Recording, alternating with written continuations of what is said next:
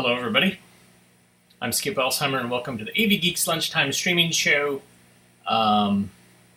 We just watched Quality Milk, which is a 16mm film that I have, and it's probably one of the earliest ones that I have in my collection. It was made in 1930, and even though I have films that were originally produced prior to that, this one is probably one that was struck around that time. And the other ones that I have are like Silence, that were then duped in the 50s, 60s, 70s. That one is probably came out in 1930 and then was probably distributed on 16 not that long after. Anyways, Quality Milk. There you go. So I did a little bit of detective work yesterday. I showed a film called Enterprise USA, and at the end of it, it says it was from the Mail Pouch Tobacco Company, even though the entire film was about Arrow shirts. So I actually I did some digging. There's my horrible reading glasses. I did some digging in this wonderful resource, which is called The Field Guide to Sponsored Films by Rick Preilinger.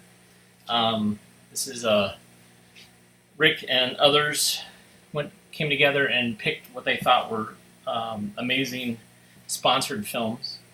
And so this one was 1948, Enterprise, film sponsored by the Troy, New York-based Arrow Shirt Company to explain its reasons for moving its business down south. Enterprise tells the true story of how two World War II veterans invited the company to occupy an industrial plant that they had built in hopes of revitalizing Buchanan, Georgia. 500 residents signed a pledge stating that they were willing to work for the new factory. The company that produced this, the sponsor, Cluett, Peabody and Company, eventually employed one-third of the townspeople. The film was made by Caravel Films. So, So it's not Enterprise USA, which I couldn't find any information about. It's just called Enterprise.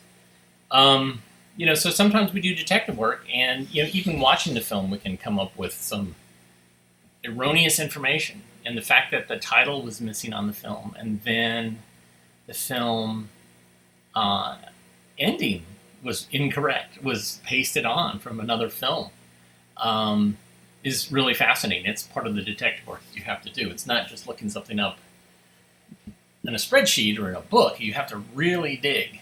And so thanks for everybody's contributions yesterday, and even today there were some ideas about what that film was, so thank you for that. The next film we're watching is Stop Driving Us Crazy, and I think this one is religious. I want to say it's either Lutheran or Methodist, so enjoy.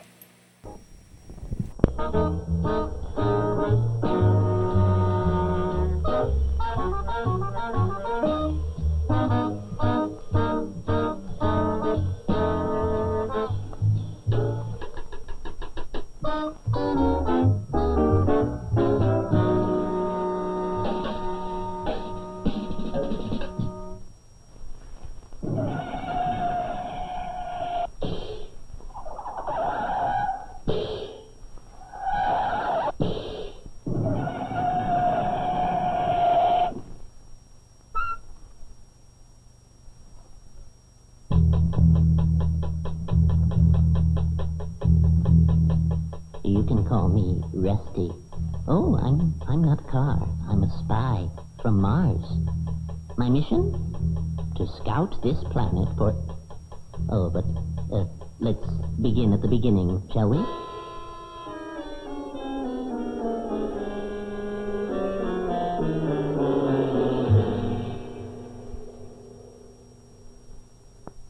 See, we're running out of oxygen on our planet.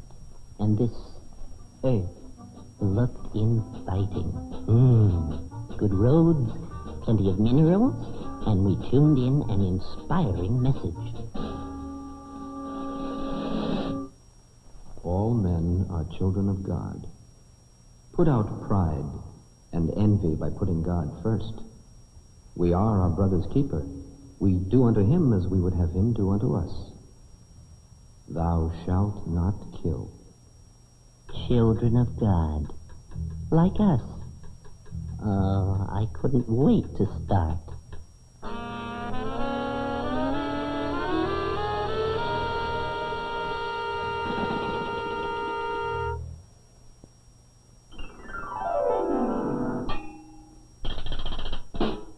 But I skidded into a situation that was really wild.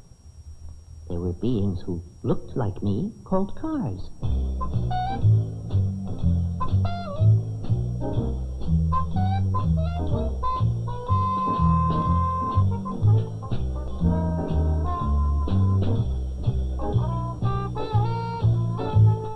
But they were slaves to a race of creatures who had only 2 legs.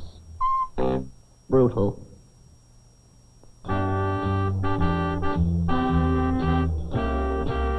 I looked around, and I found a kind of rest home.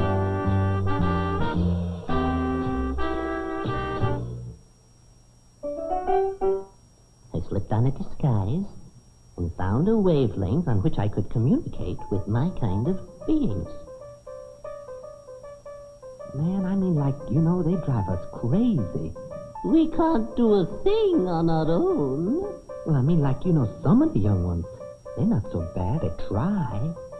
They got their driving school. Pitifully few. And you know, they have alert minds and good reflexes. Still, we'd never get very far unless we helped each other.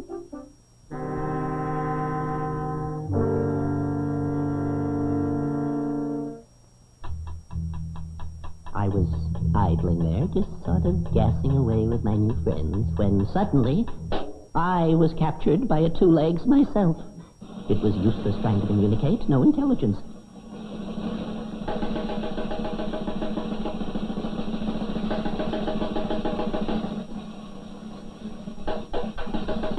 And he steered me into situations that would make your engine boil.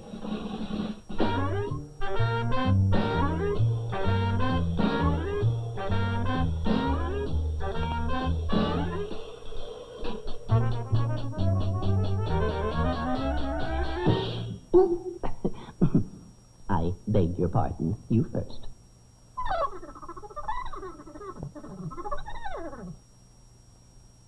And the things I saw on your highways.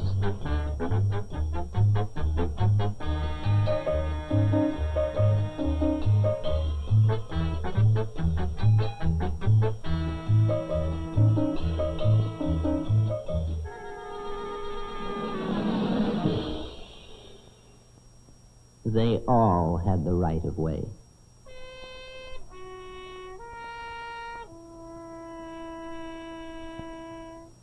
These 2 legs have a peculiar fluid, alcohol. You see, just a drink or 2 releases inhibitions but slows down reflexes. What a combination. Some of them even like getting loaded and blasting off in 2 tons of steel aimed for trouble. They rarely miss. I found that in every single hour on this primitive planet, 4 of the creatures die in a car crash, and that there's been a fatal accident for every 1.5 miles of paved road. And in my mind, I kept hearing that voice we'd picked up on Mars. All men are children of God. Christian love demands Christian concern for the rights of others. Put out pride and envy by putting God first.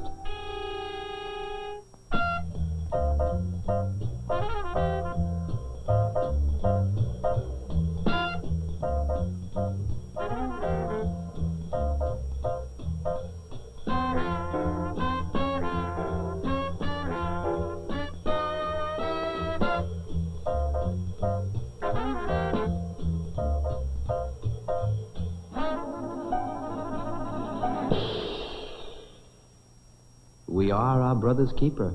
We do unto him as we would have him do unto us.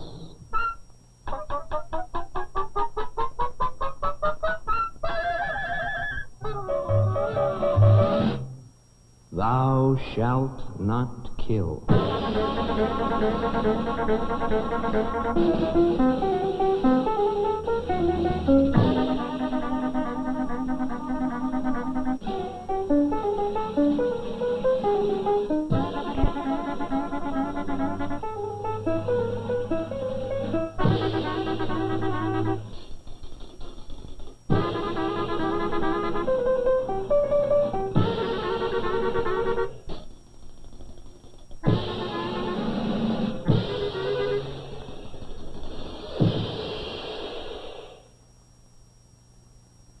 Oh, what a nightmare it was until I made my escape.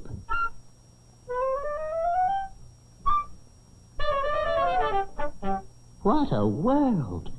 You say that driving is not a right, but a privilege. That to endanger yourself and others is a violation of moral law as well as statutory law. You say the right of way is not as important as God's right way. That reckless driving is a sin.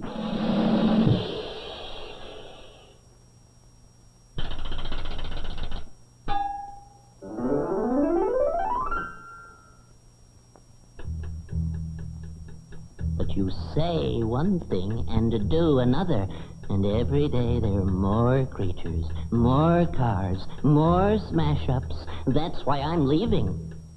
But you, where are you going?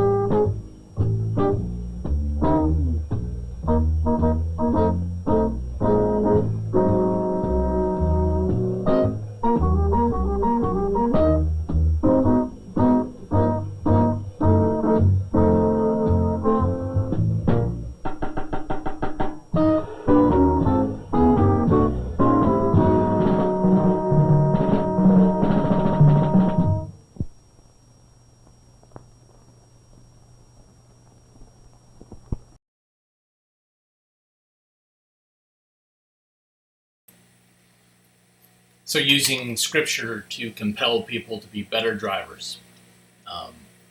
This is why I collect films. I love finding these weird little niche things. And the animation there was beautiful, and the music was really great. Very, very big fan of that. I wish I had a better copy. I'm still looking for a better copy of that, because that one was obviously shown a lot and was beat to hell.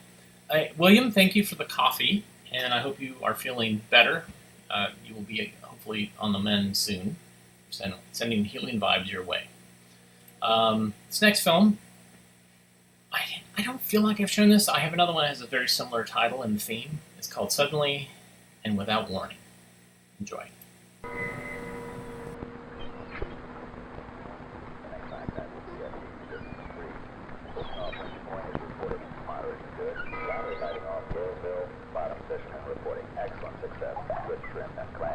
Captain Bob reports fairly good catches of perch and spot over by the western shore. Rising bluegill running in the channel, and long reports are Turkey Point, perch and spot fairly good over the overboard. Suddenly and without warning. This is usually the way boating accidents and drownings happen. Each year, for instance, there are about 1,200 drowning victims. These weren't people who drowned while swimming. Most never intended going into the water. Either their boat capsized or they fell into the water. Surprisingly enough, almost half were known to have had life-saving devices available in their boat. Yet most were never used. Why? The answer is simple: time. Boating accidents happen so quickly, there just isn't enough time to react. Look what can happen on a sudden start.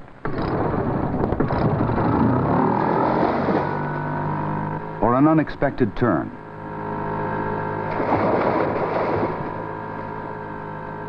Or to an overloaded boat. These are some of the many emergency situations which make life-saving devices so important. Federal law requires every motorboat to have one Coast Guard-approved life-saving device for each person on board. But just having them on board is not enough. It's somewhat like seat belts and the automobile. They're there, but unless you use them, they're of no help. Remember, whenever you're boating, use Coast Guard-approved life-saving devices. This is a life preserver. It's one of several life-saving devices approved by the United States Coast Guard. Others include the buoyant vest, buoyant cushion, ring buoy, or special purpose device. Which one is best? Of course, the best are Coast Guard approved. But it's up to you to decide which of these is best for your particular needs. Here's how they work. The life preserver, both the jacket type and the bib design, are probably the most effective. They provide maximum protection, hold the wearer upright so that even the face of a non-swimmer or an unconscious person is above water, and will actually turn an unconscious person upright. The buoyant vest. It resembles the bib-type preserver, except that it has slightly less buoyancy. Yet many designs will also turn an unconscious person upright. And because it is less bulky than the preservers, it is favored by people who wish to retain more freedom of action. Special purpose devices. Water ski jump vests, buoyant jackets and vests for hunters, and sailing vests. These devices can be used in other activities. There are many sizes, so be sure yours fits properly. Buoyant cushions, handy in an emergency, and they're easy to throw.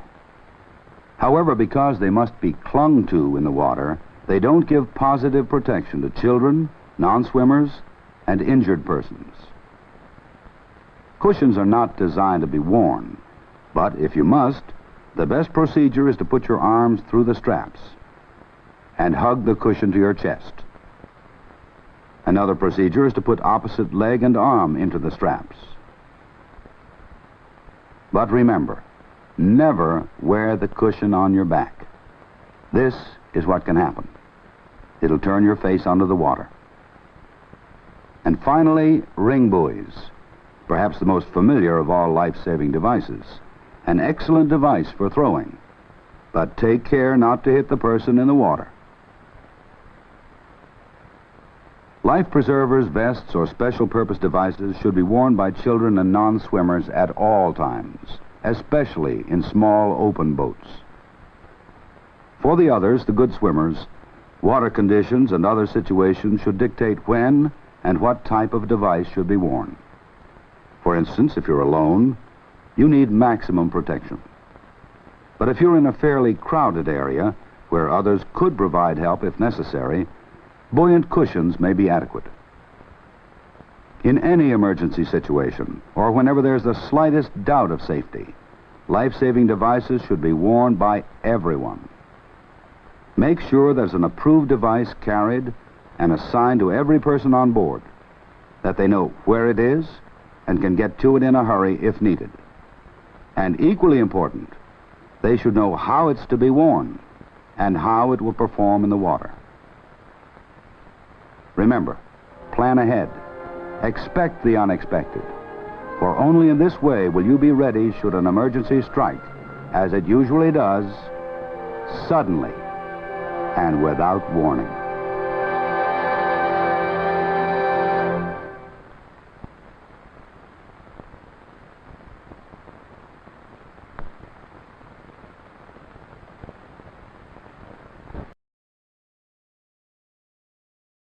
Thank you, Coast Guard, for that wonderful film.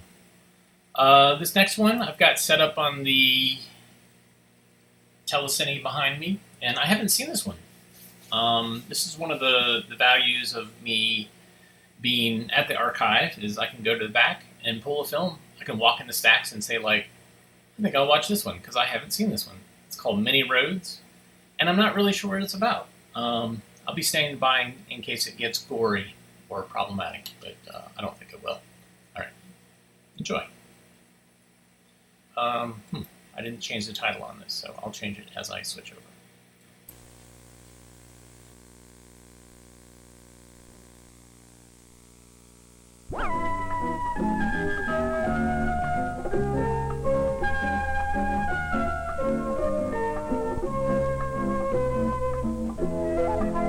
Two roads diverged in a wood, and I took the one less traveled by, and that has made all the difference.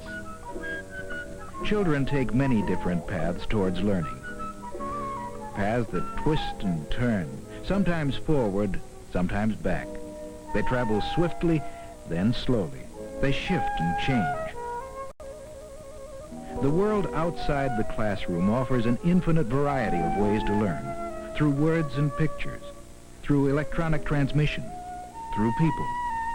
In the world outside, there are things to touch and hear and see and smell and taste. Wait a minute, what about this one? There are many roads to choose, and each of us chooses to meet our needs at the moment. Our own road carved by our own sense of individual goals.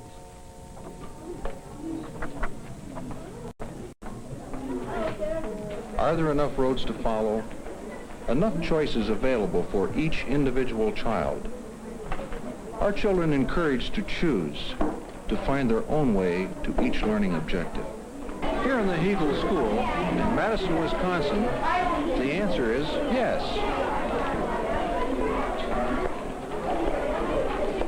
Where are you going now? Do you have another class? No? Smile.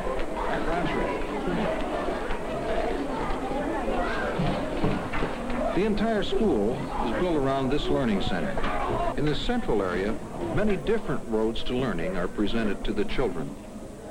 Audiovisual roads.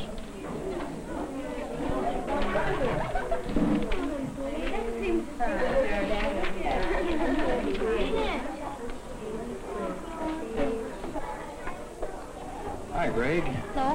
What are you doing? Film. How did you get that film?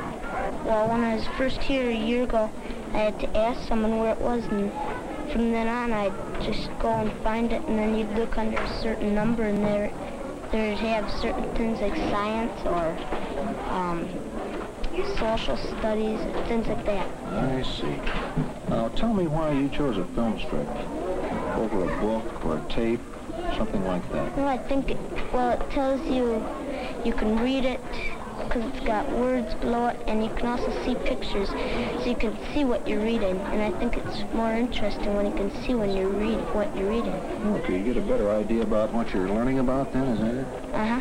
I see. Now, did you like to learn through film strips? Mm-hmm. Do you use books too? Yeah. Tell me how you go about choosing things. When you have a topic, I see you're studying here the Old Stone Age. Mm-hmm. What would you do when you come to the Learning Center? Well, I don't know. You always choose film strips, for instance? I choose books, tapes, film strips like I have here. I think they're a more fun way to learn than if you've got to just do something with the class all together. You come down here by yourself, then. Is that right? Yeah. Your whole class doesn't come down at the same time, particularly? Right. This presentation tells how some scientists have studied the structures of living animals, plants, and many fossil remains, and have developed a theory that tries to answer these questions of man's beginnings, the theory of evolution. What are you up to today here, Ken? I'm making some student materials on evolution. We're presently involved in a unit, and there are very few, if any, materials at a student's reading level. I see.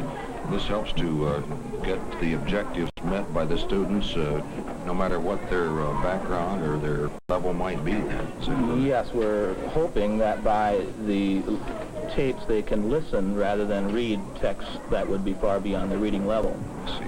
Now, do they have things other than the tapes that you're making here? What other kinds of things would you prepare for them, for instance? Well, we have some slide sets prepared presently.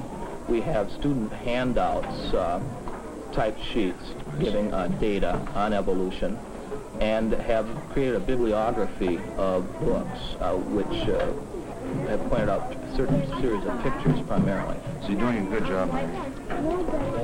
Yes, you can understand it. Good. Having a lot of equipment and materials available is only the beginning. In addition to the usual audiovisual materials, this learning center has cross-media kits, demountable models,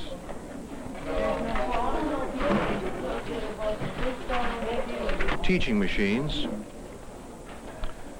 paperback books, many record titles, magazines,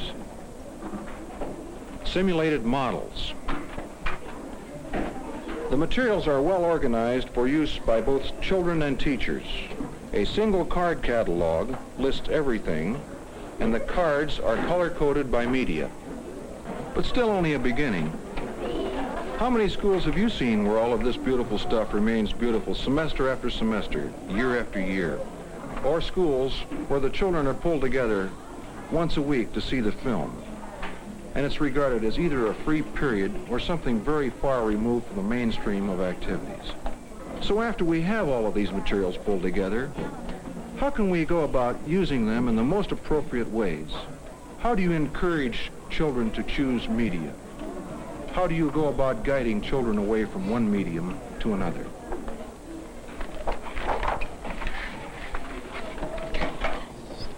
Hi, kids. Do you mind if I join you for a minute? No. Gee, you're doing something that looks awfully interesting. Could you tell me a little bit about it? Well, we're making curves with 9 segments. Curves with line segments. How do you find out about that kind of thing? Well, this tells us, like, what we should be able to know by the end of the unit, and our teacher tells a little bit about how we're supposed to be able to do this. You're saying, then, that before you start your project here, you know what you have to end up with? Mm-hmm. Gee, that's real good. How do you find out how to do these kinds of things? I notice they're all different, but is it the same kind of line segment that you're using in each of these? Yeah. I see. Well, how do you find out how to do this? I notice each one is different here. Well, we use our own ideas for shapes, but our teacher tells us, showed us how to do it a while ago. I see. That's very good. Is there anything else that other youngsters in your class would be doing other than this to maybe get the same ideas or learn the same kinds of things? Do you all do the same thing? No. We work at our own rate. Yeah. You might finish first and you second or something like this? Yeah. What do you do when you finish? Well, then you go on to the next chapter. Chapter testing on this. I see. In other words, you get these whenever you're ready for them? Yeah. Is that correct? I see. Do you have races? I mean, do you try to go faster than the other guy? You don't do that? Some people think they should, but you really shouldn't. Hi, Tom. How you doing? Pretty good. How are you, people? Tom, I wonder if you could tell me how you chose these children for this specific activity. Well, I didn't really particularly choose them.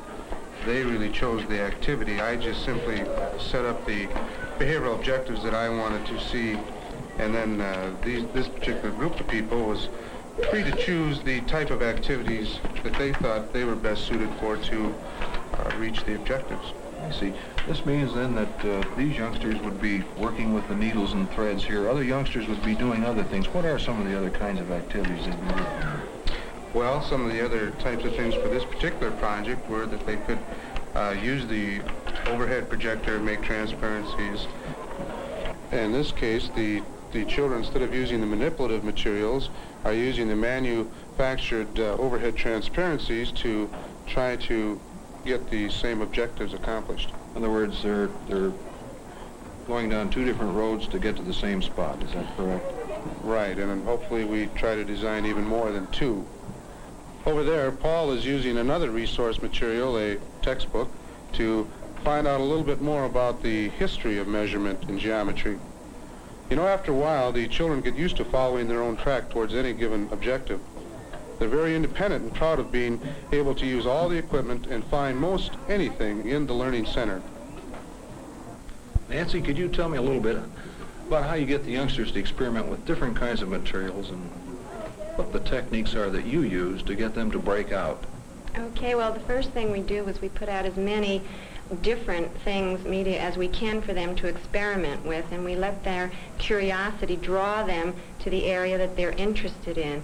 And we actually let them fiddle around and, you know, try and learn something from it. Then we pull them together in groups, and we actually explain what it is, the mechanics behind it, some things they might have been doing right or some things they might not have been doing right, to make sure they really understand how to use it. And then they're on their own.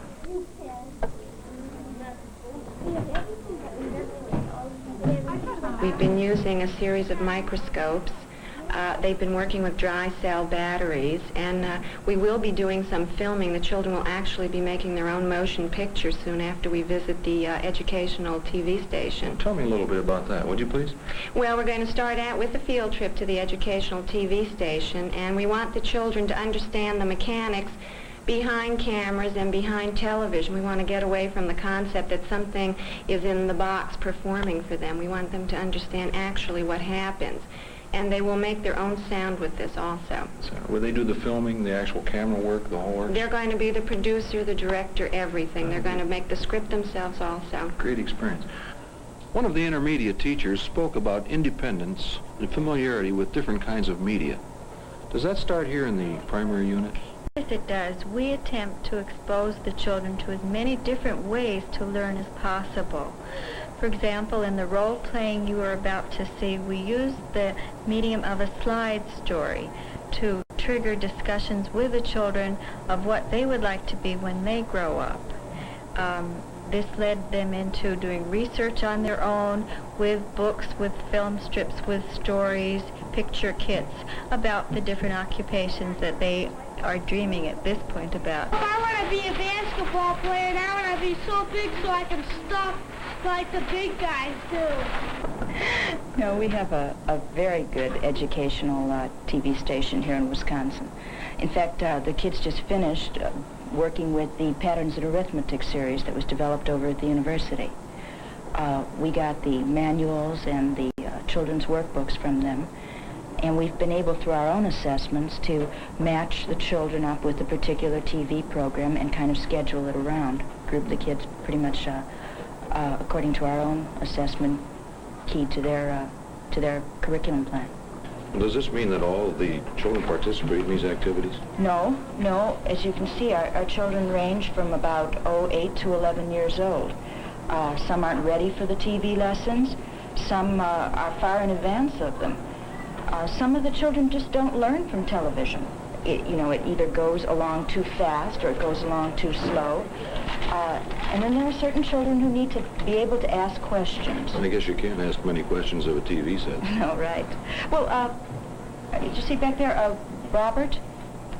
He's very good in math, but he can't learn it off of a television set. He needs to see it laid out, step by step by step. And then he goes along fine. But he can't, the television set just goes too fast for him. Well, how do you know when to match the materials with the youngsters? Well, it isn't just something that you do, First of all, you understand that no matter how good any piece of material is, it's not going to work for all of the kids all the time. And secondly, if you make a lot of things available, kids are naturally going to choose the things that are most appropriate for them. So you don't have to do all that much. But what if one child left alone wouldn't choose a book? What would you do in an instance like this? Well, you have to make him, first of all, want to read. That's our job. And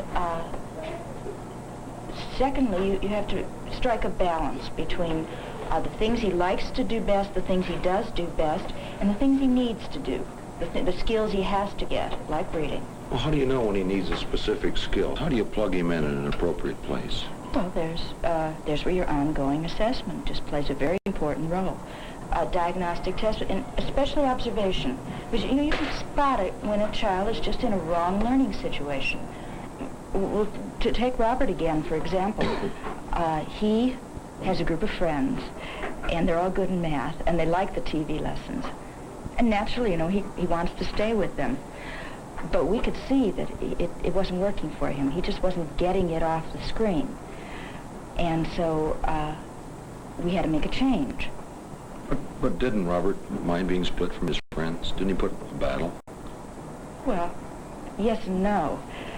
I mean, we didn't just say, no TV for you, Robert. I mean, we showed him the kinds of problems he was having. We went through his tests with him. We showed him the learning objectives, and then we worked with him on a one-to-one basis over a period of, I guess, about 2 weeks, using program tapes, some drill tapes, and a sequence textbook. And then each time he would achieve a learning objective, we'd say, that was great. And so it was a kind of an immediate reward. I guess he'd still like to be with his friends, but not as much as he'd like to learn math. So that's what you mean when you say that it's your job to help children choose the most appropriate paths for them. Exactly. In individually guided education, there are as many roads to learning as there are individual children. Materials are made available, choices are made available, and teachers balance choice with guidance. Children are learning to learn in their own way, one at a time, together.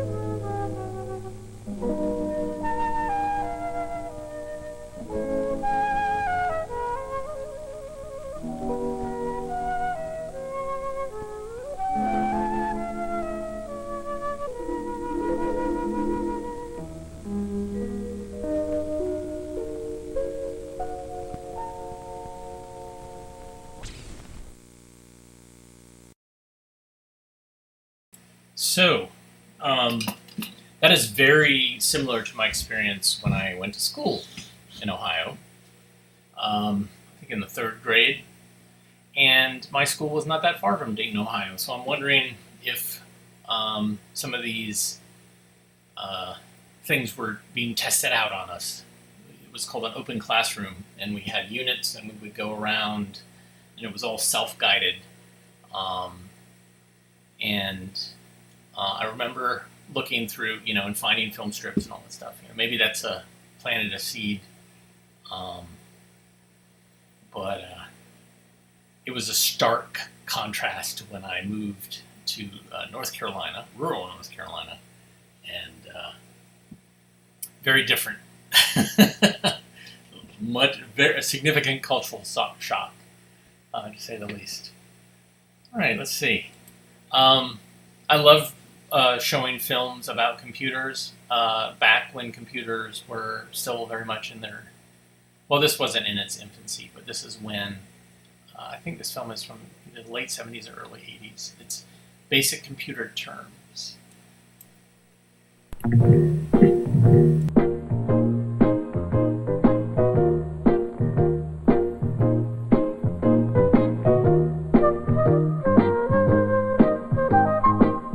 This is about basic computer terms, which we need to know, maybe, because a lot of us are having to work with computers nowadays, and we never expected to, right?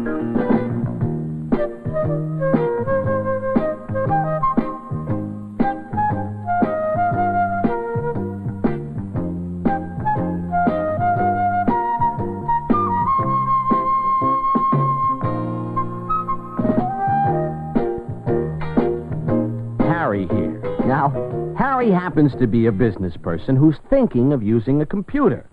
because he's about 90 years behind on filling his back orders. Enter Jane, the computer expert, who says, "I hear you need some help with computers." "Computers?" asks Harry. "Oh, yeah, computers. Say, listen, I know my business here. Even if I'm a little behind on the back orders. But nothing is what I know about computers." In fact, Harry doesn't even like computers. Maybe because he's seen all those old movies, you know, where the computer takes over the world. "Not to worry," says Jane. All a computer is, Harry, is a machine. A machine for handling information. "Jane," says Harry, "you're being very nice, and I appreciate it. But I've seen about these computer things. They are very big, very, very gigantic type things. I mean, you and me, they could eat for breakfast." "Harry," says Jane, "computers don't eat people. It's true, computers were very big in the old days, but that was before transistors, integrated circuits, things like that.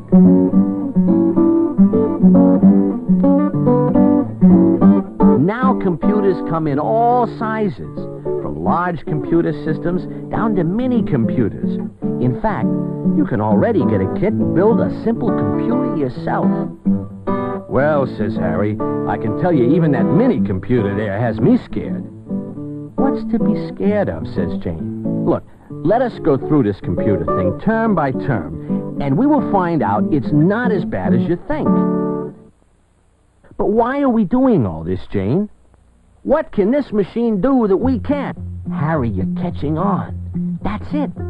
This machine cannot do anything that people cannot do. Or, to put it another way, people can do anything a computer can. Only the truth is, the computer can do it about a zillion times faster." "A zillion times faster?" says Harry. "With a zillion times faster, I could maybe even catch up on my back orders." "So, okay, how do we make this thing do whatever it does?" "First," says Jane, "you have to know the difference between hardware and software. You use the software to tell the hardware what to do." "Hardware," thinks Harry. "Hardware must be the computer itself and any of its parts, right?" "Right," says Jane. "And software is the instructions you give to the computer. Now, a computer program is a specific set of instructions for the computer. And a computer program is written in computer language, which just means to turn your instructions into a form that the computer can understand. And the person who writes that program, which could even be you, Harry, is called a computer programmer. Now, you put the program into the computer, and the next thing you put in is the information you want the computer to work with. And the term for that information is data. Now, the next thing to know, Harry, is that no matter how big or small a computer is, it has 4 basic kinds of devices in it. Input, processing, memory, and output. The first are the input devices, which is where you put the information into the computer. The second are the processing devices, where the computer does most of its work. For example, it can organize information, or add, subtract, multiply, and divide numbers, or find important facts. The third are the memory devices, which store the information. And the fourth are the output devices, where the result comes out of the computer when you ask for it. Input, processing, memory, output, says Harry. How about that first kind of device there, asks Harry. You know, where the information goes into the computer.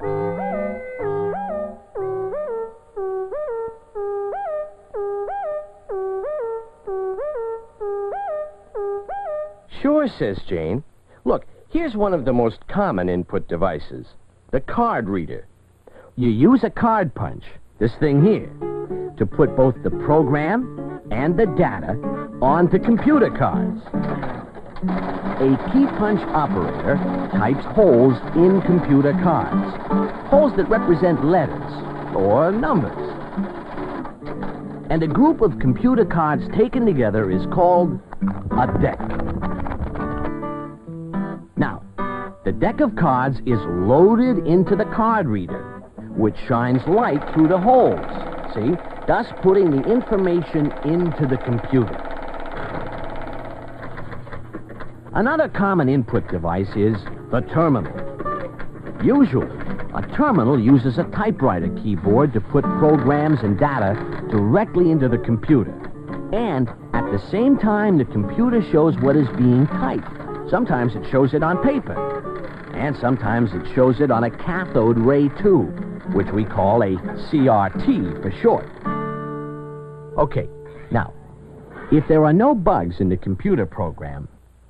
Bugs, says Harry. Computers have bugs? I don't mean those kind of bugs, Harry. I mean bugs, which are mistakes in the program. Like, when you give the computer the wrong instructions, the program has a bug in it. When you correct the mistake, it's called debugging a program.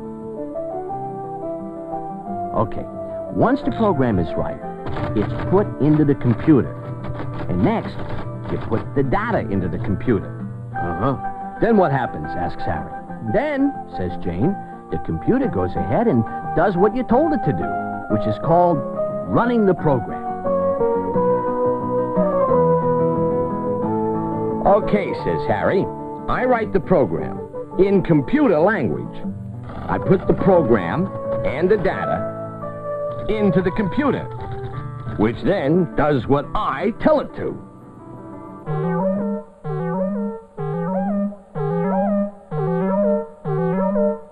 All this I got. But what does the computer actually do in there? You know, in its insides. It processes the data, says Jane, using its processing devices. Usually they're called Central Processing Units, or CPU for short. The CPU can process the data in whatever way you have programmed. Processes data, wonders Harry. What can this processing thing really do? Well, says Jane, for example, it can add up large numbers, or monitor vital functions of patients in a hospital, or rearrange composition of a newspaper page.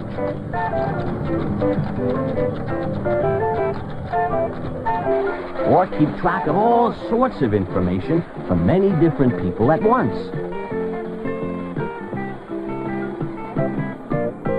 Savings and loan banks, for example, use computers to calculate all the daily compounded interest for each and every depositor.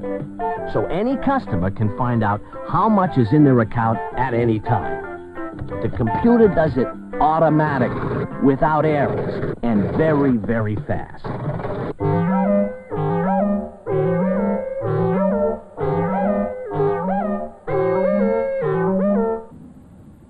But Jane, asks Harry, how does a computer remember all this information? A string on the finger, maybe? With the memory, says Jane. Oh, yeah, the memory, says Harry. I forgot. All computers have a central memory for extra fast storage and retrieval of information.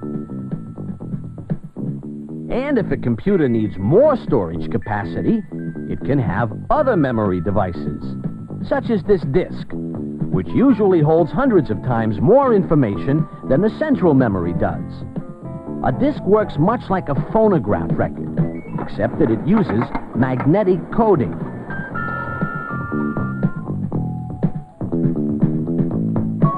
A magnetic tape can hold even more information than a disk, and it works very much like a tape recorder. Hey, says Harry, that's the kind I always see in the movies. Right, says Jane. It's a very common memory device, because it's so handy. You can take a tape full of information and put it away until you need it. which you can also do with this. This, says Harry, this is just a plain tape cassette, which, says Jane, records music on magnetic tape. Well, the same kind of cassette can be used by the computer to store programs and data.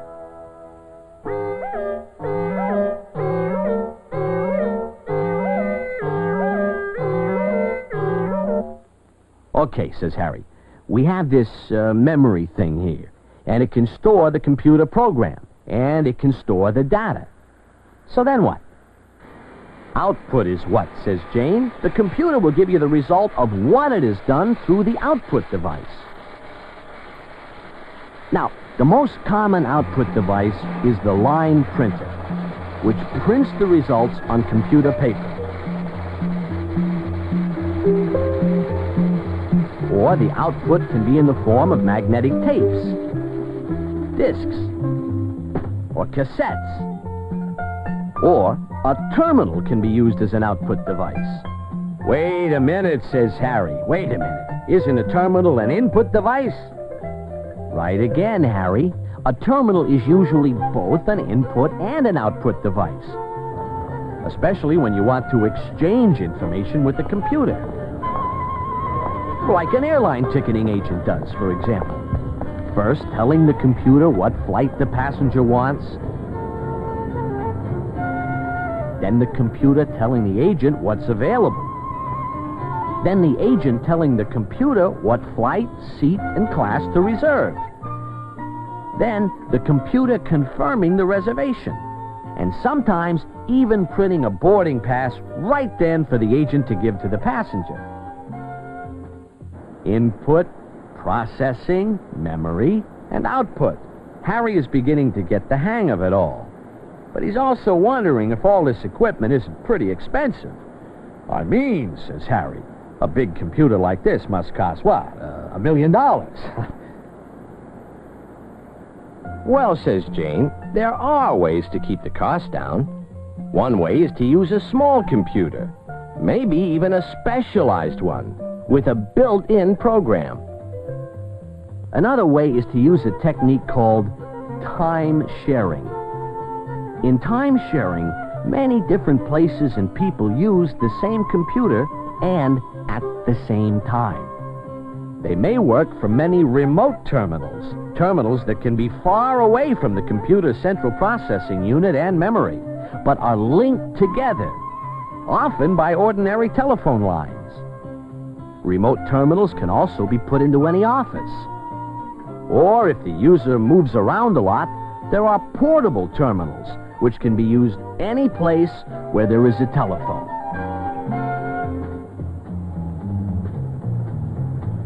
But after all these basic computer terms, Harry is still worrying. Harry is a worrier. Listen, he says, if these machines do all this thinking, Harry, says Jane, computers don't think. It's us people who do the thinking. Computers simply process the data that you give them. And they process it in the way you tell them. The way I tell them? If this computer thing has to listen to me to know what to do, we may be in trouble in here. I'm no Einstein, you know what I mean? To tell the truth, says Jane, neither am I. But, it isn't all that hard. Almost anybody can learn to use a computer these days. Anybody, asks Harry. Anybody, says Jane. Well, the end of the story is that Harry thanks Jane for her help and learns to use the computer terminal that is now right in his office, which helps him catch up on all those back orders and generally keep track of things much better than before. In fact, Harry is even thinking of cleaning up his office. Although you gotta remember, says Harry, you don't want to do too many new things at the same time, right? Right, Harry.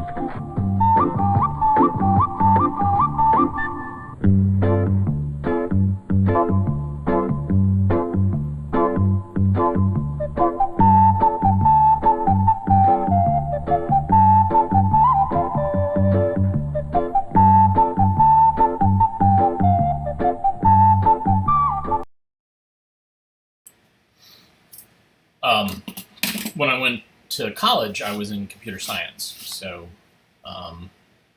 there were definitely personal computers out in the world, but we were working on mostly little microcomputers that had terminals. And when we would do our assignments, we would print them out on printer paper, and that's what we would present to our professors or teaching assistants. And there were coin-operated punch card machines in the near the bathrooms, so there was that technology still. And pretty quickly, I got where I wasn't interested in programming. I was more interested in using the software that was out in the world, and I transferred to the School of Design, which actually had brand new Mac computers and all this amazing software. So that's what I was playing with. So I played it with the proto version of Photoshop, Illustrator, PageMaker, etc. So this film resonates with me for many reasons. But thanks everybody for tuning in today. Very much appreciate the coffee. And that's one way you can reward us, is buying us coffee at buymeacoffee.com/avgeeks. Also, just tell the world that you like AV Geeks by hitting the like, subscribe. Sometimes there's a little bell that you click, and that allows you to find out about notifications. Sometimes it works, sometimes it doesn't. And at the very least, you can share and comment. I love those. Reading your comments. Sometimes I don't get to them while I'm doing the show, but I will go back and reread them sometimes. But everybody have a good rest of your day. We'll be back again tomorrow. A reminder to please rewind and love each other. And we will see you tomorrow, Wednesday, 1 o'clock. Take care.